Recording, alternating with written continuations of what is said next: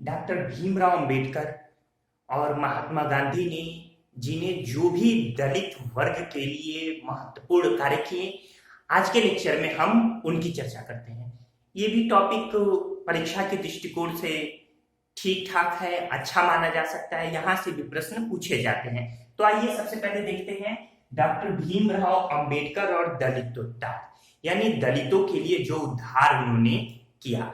ये अछूत वर्ग, जो पिछड़ा वर्ग था, जिसे महात्मा गांधी जी ने 1932 में हरिजन नाम दिया था। आइए यहाँ देखते हैं। डॉक्टर अंबेडकर का जन्म 14 अप्रैल 1891 को इंदौर के महू नामक स्थान पर हुआ था। इंदौर जो कि मध्य प्रदेश में है। एक महार कुल में, यानी एक अछूत निम्न वर्ग में इनका जन्म हुआ था। बचपन में ही वैसे तो ये शिक्षित अच्छे घर से संबंध रखते थे, लेकिन इन्हें भी बचपन से ही ये जो अस्पृश्यता का व्यवहार है ये देखने को मिला। ट्रेन यात्राओं और तमाम जगह इन्हें ये अस्पृश्यता दिखी। यही कारण है कि डॉक्टर भीमराव अंबेडकर जी ने अस्पृश्यता के लिए बिगुल बजा दिया। इनकी पत्नी का नाम रमाबाई था। 1935 में इनकी पत्नी की मृत्यु हो गई। इनकी पत्नी की मृत्यु के बाद 1948 में डॉक्टर शारदा कबीर से इन्होंने दूसरा विवाह किया। हिंदू धर्म की जो कुरीतियां थी और जो निम्न वर्ग यानी अछूत दलित वर्ग के प्रति जो हीन भावना थी, दलितों को सार्वजनिक कुओं में पानी नहीं भरने दिया जाता था, मंदिरों में प्रवेश की इजाजत नहीं थी, इन सबको देखकर अंततः 1950 ईस्वी में डॉक्टर भीमराव अंबेडकर बौद्ध धर्म के प्रति आकर्षित हुए और अपने कुछ अनुयायियों के साथ उन्होंने बौद्ध धर्म ग्रहण कर लिया। इन्होंने 1920 में the all India depressed class federation का गठन किया। इसके अलावा 1924 में बहिष्कृत हितकारिणी सभा, ये दोनों ही बंबई में गठित हुई थी। ये the all India depressed class federation भी और बहिष्कृत हितकारिणी सभा बंबई भी। हालांकि इन सब चीजों की मैंने चर्चा इसके पहले वाले लेक्चर में भी की है, आप डिस्क्रिप्शन बॉक्स में उसका लिंक देख सकते हैं। आगे देखिए कि इन्होंने डॉक्टर भीमराव अंबेडकर ने एक महार आंदोलन चलाया। यह आंदोलन अछूतों को मंदिरों में प्रवेश करने और सार्वजनिक कुओं से पानी भरने हेतु था। याद रहेगा, महार आंदोलन किस लिए था, किसने चलाया? डॉक्टर भीमराव अंबेडकर ने अछूतों को मंदिरों में प्रवेश करने और सार्वजनिक कुओं में पानी भरने के जो अधिकार है उन्हें दिलाने के लिए अछूतों को। इसके बाद देखिए 1927 में, आप चाहे तो स्क्रीनशॉट ले सकते हैं इसका। 1927 में इन्होंने मराठी भाषा में बहिष्कृत भारत नामक एक पाक्षिक पत्रिका का प्रकाशन किया। पाक्षिक मतलब एक पक्ष, यानी 15 दिन में एक बार प्रकाशित होती है। तो बहिष्कृत भारत का प्रकाशन किसने किया था? डॉक्टर भीमराव अंबेडकर ने। कब किया? 1927 में। किस भाषा में किया? मराठी भाषा में। यह किस तरह की साप्ताहिक ये किस तरह की पत्रिका थी? तो पाक्षिक पत्रिका, यानी 15 दिन में एक बार प्रकाशित होती थी। इसके बाद देखिए समाज समता संघ की स्थापना की थी इन्होंने अछूत वर्ग के लिए। इसके अलावा 1936 में इन्होंने मजदूर वर्ग के लिए भी ध्यान दिया और स्वतंत्र श्रमिक पार्टी का गठन किया 1936 में। 1930 में डॉक्टर अंबेडकर भारतीय राजनीति यानी राष्ट्रीय राजनीति में सक्रिय हुए। अछूतों के लिए पृथक मताधिकार की मांग की थी। 1932 में जब ब्रिटिश प्रधानमंत्री रैमजे मैकडोनाल्ड ने कम्युनल अवार्ड यानी जो अछूत वर्ग है, निम्न वर्ग है, दलित वर्ग है, उनके लिए अलग पृथक निर्वाचन मंडल को स्वीकार कर लिया, तो महात्मा गांधी इसके खिलाफ हुए। यानी महात्मा गांधी जी दलित वर्ग के पृथक निर्वाचक मंडल के खिलाफ थे। उनका कहना था कि ये भारत को हिंदू मुसलमान के अलावा दलित वर्ग में भी बांटने की साजिश थी, जो कहीं ना कहीं गांधी जी की दूरदर्शिता भी परिलक्षित या प्रतिबिंबित करती है। इन परिस्थितियों में 1932 में एक पुनः समझौता होता है महात्मा गांधी और डॉक्टर अंबेडकर के बीच। मदन मोहन मालवीय जी इसमें मध्यस्थता की भूमिका निभाते हैं।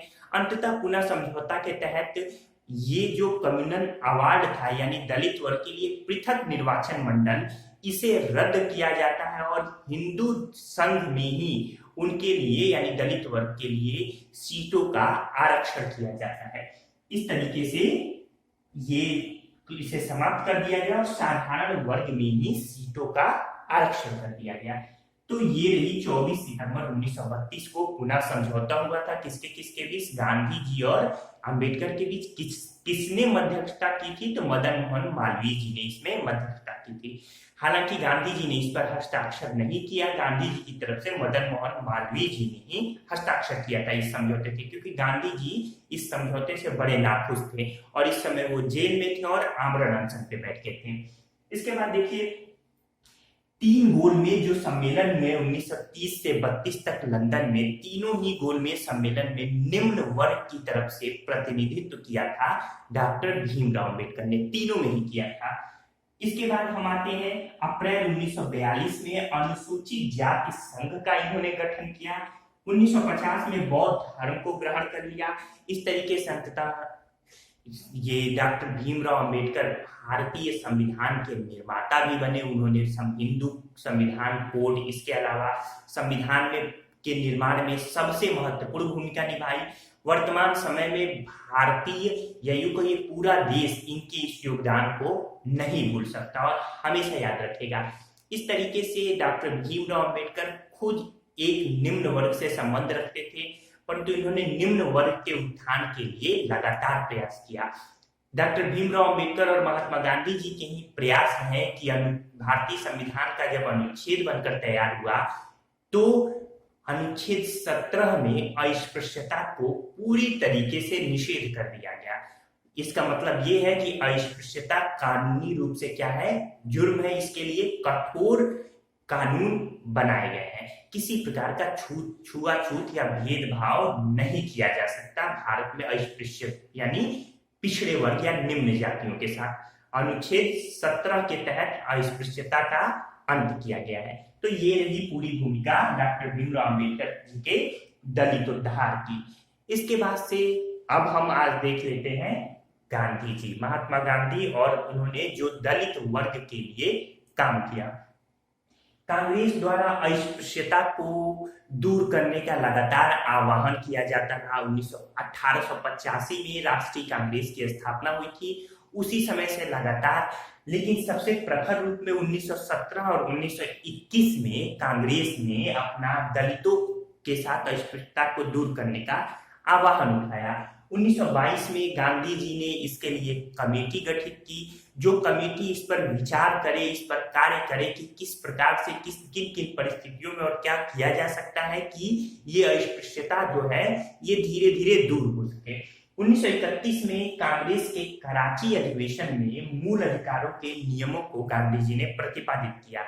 मूल अधिकार के नियमों के तहत अस्पृश्यता नहीं की जा सकती। सरकारी सेवाओं में या कहीं भी किसी भी प्रकार की नौकरियों में जाति के आधार पर किसी को नौकरी पाने से वंचित नहीं किया जा सकता। तो इसका प्रतिपादन 1931 के कराची अधिवेशन, कांग्रेस के कराची अधिवेशन में महात्मा गांधी जी ने किया।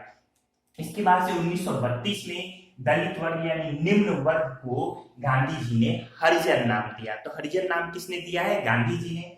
इसके अलावा 1932 में ही हरिजन सेवक संघ की स्थापना की। हरिजन सेवक संघ के जो संस्थापक अध्यक्ष थे या प्रथम अध्यक्ष थे वो घनश्याम दास बिड़ला थे। याद रहेगा, घनश्याम दास बिड़ला। 1932 में ही गांधी जी ने all India depressed class association की बंबई में स्थापना की थी। दोनों नामों में अंतर जान लीजिएगा। यहाँ पे all India depressed class association है जो गांधी जी ने स्थापना की, और ये ऑल इंडिया डिप्रेस्ड क्लास ये फेडरेशन है जो कि 1920 में बंबई में अंबेडकर जी ने इसका गठन किया था। इसके बाद से 1933 में गांधी जी ने हरिजन नामक साप्ताहिक अखबार भी निकाला। गांधी जी ताउम्र निम्न वर्ग के लिए, अछूत वर्ग के लिए, हरिजन वर्ग के लिए प्रयासरत रहे। अपना पूरा जीवन उन्होंने इस वर्ग के उत्थान में लगा दिया। गांधी जी की सेवाओं को हम कदापि नजरअंदाज नहीं कर सकते। उन्होंने काफी रचनात्मक कार्य किए। उन्होंने चरखा वगैरह, इसके अलावा अन्य जो वर्ग थे, जो भी अछूत वर्ग थे, जो कि किसी भी प्रकार के जाति यूं कहिए कि नौकरियों में और तमाम जगह उनके साथ अस्पृश्यता दिखाई जाती, उनको अपनी स्वतः कार्य के लिए गांधी जी ने प्रेरित किया। इस तरीके से गांधी जी का अछूत वर्ग या यूं कहिए कि निम्न वर्ग के उद्धार के लिए, उत्थान के लिए प्रयास हमारे लिए भारतीय इतिहास में हमेशा अविस्मरणीय रहेगा। तो ये पूरा रही भूमिका, पूरी बात रही महात्मा गांधी जी के बारे में और डॉक्टर अंबेडकर के बारे में। कुछ पॉइंट जो पिछले चैप्टर में निम्न जातीय आंदोलन में मैंने पूरा बताया है, कुछ एक दो पॉइंट छूटे हुए हैं उनको मैं यहाँ बता दूं, जो कि ज्योतिबा फूले जी से संबंध रखते हैं, जो कि सत्य शोधक समाज के संस्थापक थे। 1885 में जब राष्ट्रीय कांग्रेस की स्थापना हुई, उसका इन्होंने विरोध किया और सतसार नामक एक पत्रिका प्रकाशित की, सतसार, जिसमें उन्होंने सत्य शोधक समाज के उद्देश्यों को स्पष्ट किया है। तो सतसार पत्रिका किसने प्रकाशित की थी? तो ज्योतिबा फुले ने 1885 में कांग्रेस के विरोध में। इसके अलावा अस्पृश्यता की दयनीय स्थिति पर फुले ने कैफियत नामक पुस्तक की रचना की। कैफियत पुस्तक की रचना किसने की है? फुले ने की है। इसके अलावा इनकी एक सबसे प्रसिद्ध पुस्तक है हु वर द शूद्राज, याद रहेगा, हु वर द शूद्राज, ये इनकी बहुत महत्वपूर्ण पुस्तक है। तो इस तरीके से ये 2-3 बातें छूटी हुई थी। पूरा निम्न जातीय आंदोलन समाप्त हो गया। पिछला लेक्चर और ये लेक्चर दोनों मिला लेंगे, आप दोनों मिला के देख लेंगे, बेहतरीन नोट्स बना लेंगे, तो भारत में निम्न जातीय आंदोलन पूरी तरीके से आप समझ लेंगे और वहां से जो भी प्रश्न पूछे जाएंगे अब गलत होने की संभावना बिल्कुल नगण्य हो जाएगी।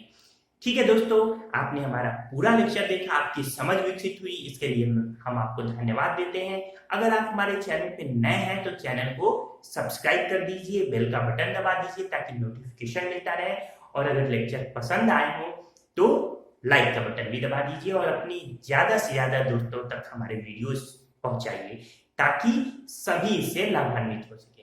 धन्यवाद दोस्तों।